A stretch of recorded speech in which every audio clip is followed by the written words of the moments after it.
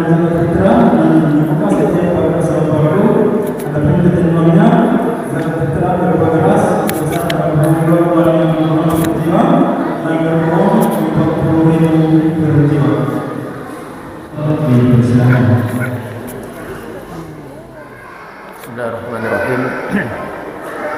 Assalamualaikum warahmatullahi wabarakatuh.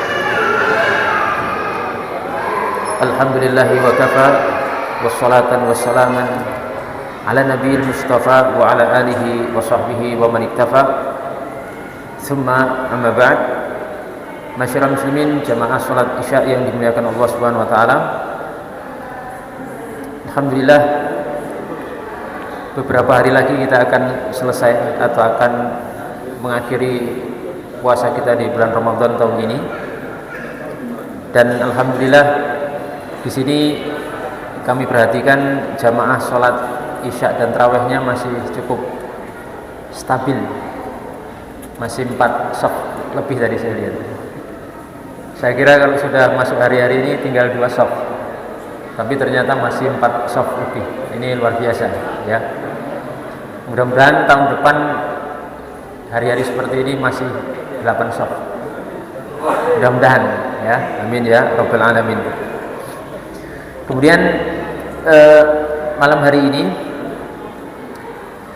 ada permintaan kepada kami karena pembahasan puasa Ramadan, zakat, dan pembahasan yang berkaitan dengannya sudah selesai. Ada sisa waktu kurang lebih 5 hari. Ini ada permintaan untuk menjelaskan tata cara sholat ringkas begitu. Insya Allah mudah-mudahan saya usahakan ya. Cuma di sini mungkin tidak bisa detail. Kita hanya akan menyampaikan langsung tata caranya dari niat sampai salam. Karena kalau pembahasan detail itu butuh waktu yang cukup lumayan panjang. Sementara pertemuan kita tinggal kira-kira 5 hari lagi, dan itu pun durasinya paling sekitar 10 menit per pertemuan. Jadi tidak cukup. Karena kalau detail nanti pembahasan sholat itu harus diawali dengan penjelasan syarat sahnya sholat, kemudian nanti rukun-rukun sholat, kemudian nanti kaifiat tata cara sholat, kemudian nanti pembatal-pembatal sholat. Itu cukup panjang. Makanya di sini kami akan meringkas saja tata cara sholat langsung dari niat sampai salam. Insya Allah mudah-mudahan 5 hari itu bisa selesai. Jamaah yang dimuliakan Allah Subhanahu wa taala, di sini tata cara sholat ringkas itu semoga nantinya bisa menjadi tambahan pengetahuan bagi jamaah semuanya. Kalaupun mungkin nanti kurang detail, semoga di lain waktu ada ustadz yang bisa menambahkan keterangannya selain saya, sehingga nanti lebih sempurna lagi. Dan harapan kami nanti ketika kita sudah berpisah bisa menjadi sebuah ilmu dan kenang-kenangan bagi masyarakat muslimin di sini, menjadi wawasan dan menjadi pengetahuan yang dibutuhkan. Untuk sholat atau tata cara sholat itu ringkasnya begini. Pertama adalah niat. Karena niat ini termasuk rukun. Rukun itu sesuatu yang ada di dalam satu ibadah, dan apabila tidak ada maka sholat kita tidak sah. Dasarnya adalah hadis innamal a'malu binniyat, sesungguhnya amalan-amalan itu tergantung pada niatnya. Jadi ketika kita akan sholat harus punya niat. Ya, niat itu tempatnya di hati, karena niat itu amalan hati. Saya ulangi, niat itu tempatnya di hati, karena niat itu amalan hati, bukan amalan anggota badan. Itu disepakati oleh seluruh ulama tanpa terkecuali bahwa niat itu tempatnya di hati. Kemudian para ulama menganjurkan melafadzkan niat, tapi tidak wajib ya, menganjurkan melafadzkan niat hanya untuk membantu memunculkan dan memudahkan niat di dalam hati. Jadi melafadzkan niat itu bukan niat.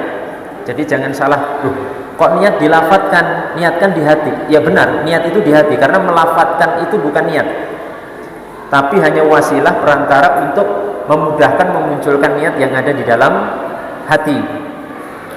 Makanya para ulama, mayoritas ulama menganjurkan untuk melafatkan niat. Kalau tidak dilafatkan apa boleh? Boleh. Dan sholatnya sah, karena memang ukurannya itu yang jadi barometer adalah hati, bukan yang dilafatkan. Cuma kenapa para ulama menganjurkan itu? Untuk memudahkan memunculkan niat dalam hati. Apalagi kaum muslimin secara umum, masyarakat kaum muslimin yang masih awam itu agak kadang susah. Saya contohkan begini, jemaah sekalian. Kadang ada kasus orang sholat itu sudah takbir baru berpikir, saya mau sholat apa. Jadi gini, Allahu Akbar, selesai takbir baca iftitah, di tengah iftitah itu atau setelah iftitah berpikir dalam hatinya, nah ini saya tadi mau sholat apa ya. Dah, sudah masuk sholat baru berpikir dalam hati, ini mau sholat apa saya ini tadi ya. Oh iya, sholat asar. Ya seperti ini tidak sah, karena munculnya niat sudah di tengah sholat. Makanya pentingnya apa yang disampaikan para ulama tadi, mayoritas ulama, bahwa supaya konsentrasi dan mudah untuk memunculkan niat dalam hati, dianjurkan oleh para ulama seperti Imam Nawawi rahimahullah ta'ala untuk melafatkan niat. Misalkan sholat maghrib ya, saya contohkan sholat maghrib, menghadap kiblat sudah, kemudian dilafatkan dulu, usolli fardhal maghribi thalatha raka'atin, tergantung makmuman au imaman lillahi ta'ala. Aku niat sholat wajib maghrib 3 rakaat karena Allah subhanahu wa ta'ala, sebagai makmum atau sebagai imam karena Allah subhanahu wa ta'ala. Dengan kita melafadzkan sebelum masuk ini, pas takbir itu niat kita muncul dan tidak terganggu fokus kita bahwa kita ini mau sholat maghrib.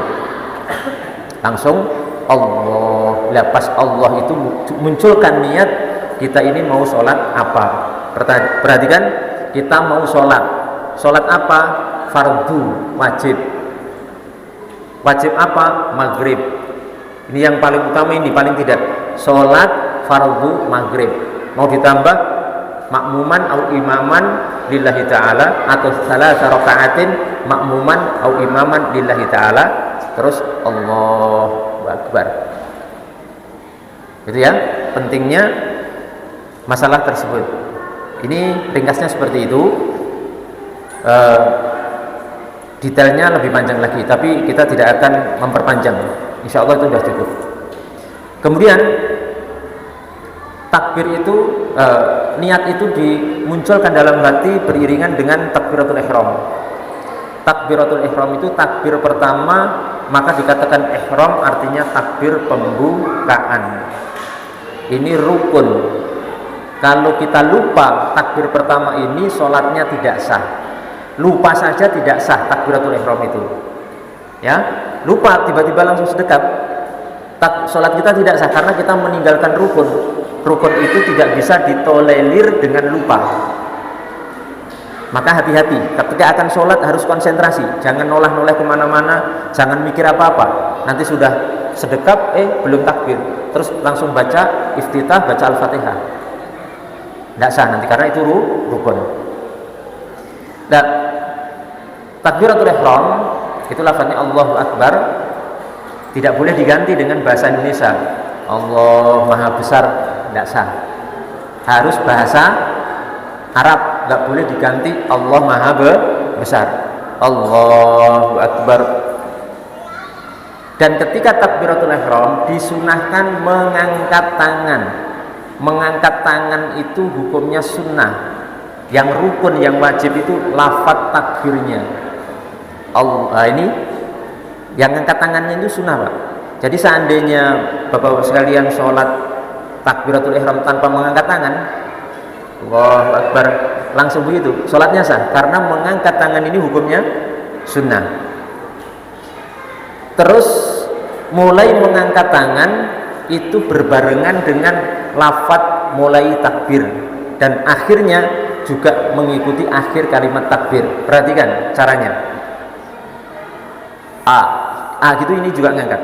Allahu Akbar gitu.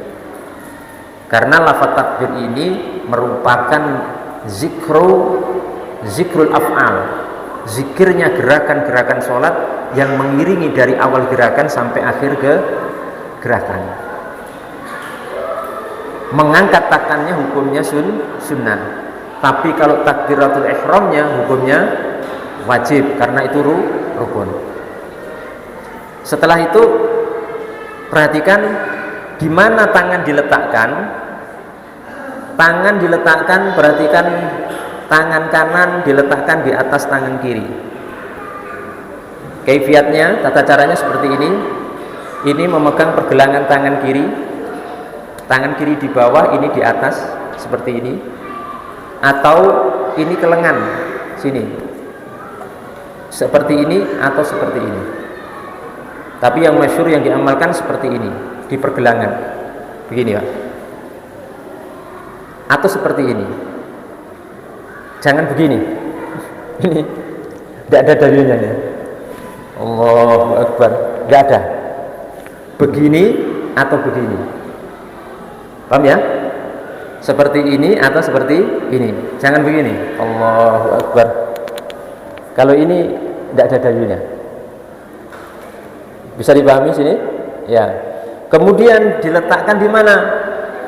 Letaknya itu fauqas surrah, di atas pusar. Tahu pusar?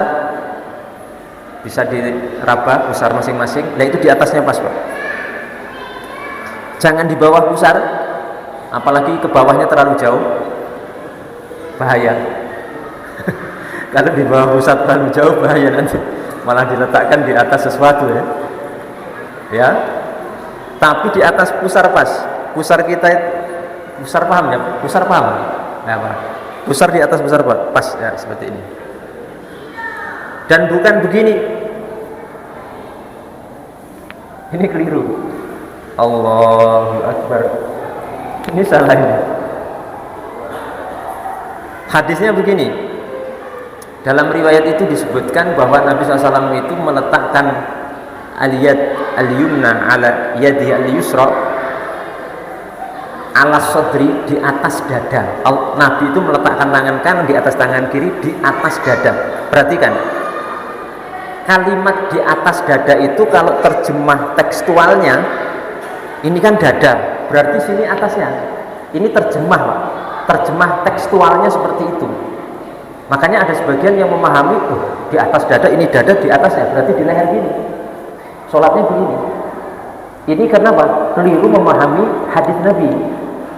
Padahal maksud ala sodri itu maksudnya muakharatis sodri, bagian bawah dada, bagian ujung bawah dada. Dada ini bagian ujungnya mana? Atas pusar. Bukan kemudian begini. Karena kita memahami hadis Nabi itu harus dengan penjelasan para imam, para ulama kita. Yang mana silahkan dicek nanti di kitab-kitab penjelasan hadis Nabi, akan diketemukan bahwa maksud ala sodri itu bukan seperti ini, tapi di ujung dada, berarti atas pusar. Paham ya? Dan mengangkatnya setentang dengan bahu atau telinga. Bisa Allah, bisa, atau setentang bahu. Allahu Akbar. Allahu Akbar. Jadi jangan begini, tapi juga jangan terlalu ke bawah. Bisa dipahami ya sini ya. Jadi itu untuk apa? Untuk letak tangannya. Dikit lagi. Kemudian setelah meletakkan tangan di atas pusar, tangan kanan di atas tangan kiri, itu kita disunahkan membaca doa iftitah. Doa apa? Iftitah.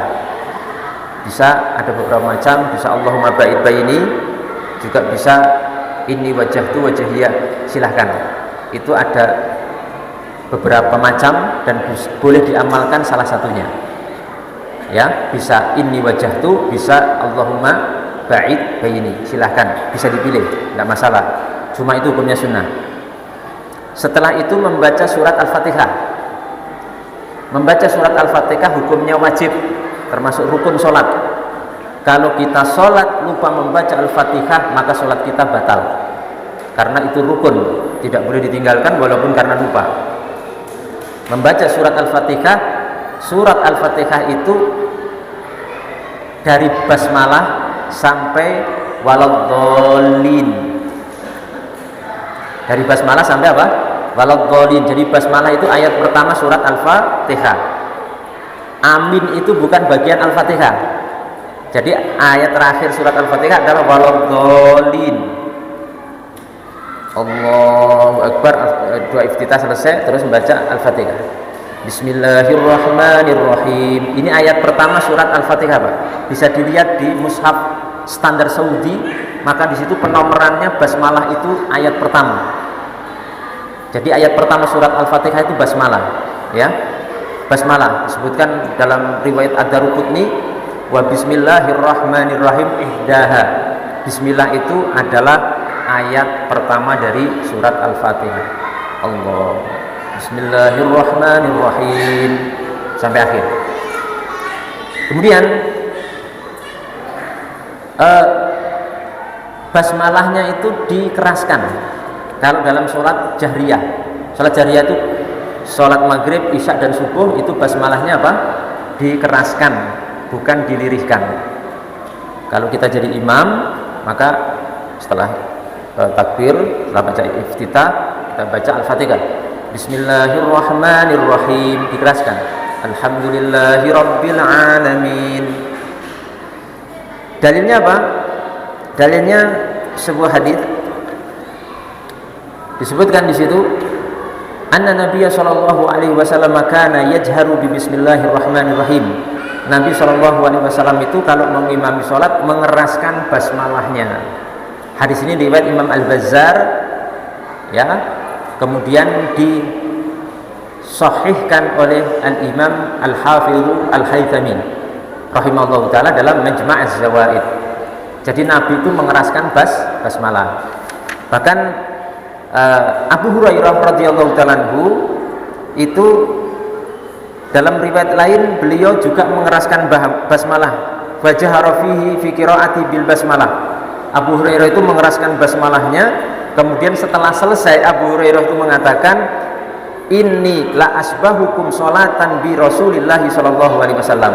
Aku adalah orang yang paling mirip sholatku dengan sholatnya Rasulullah sallallahu alaihi wasallam, dan aku mengeraskan basmalah. Hadis ini disahihkan oleh Imam Ad-Daruqutni, kemudian Al-Khatib Al-Baghdadi, kemudian Al-Baihaqi dan selain mereka. Saya tidak mengatakan yang melirihkan basmalah sholatnya tidak sah. Sholatnya tetap sah, yang melirihkan.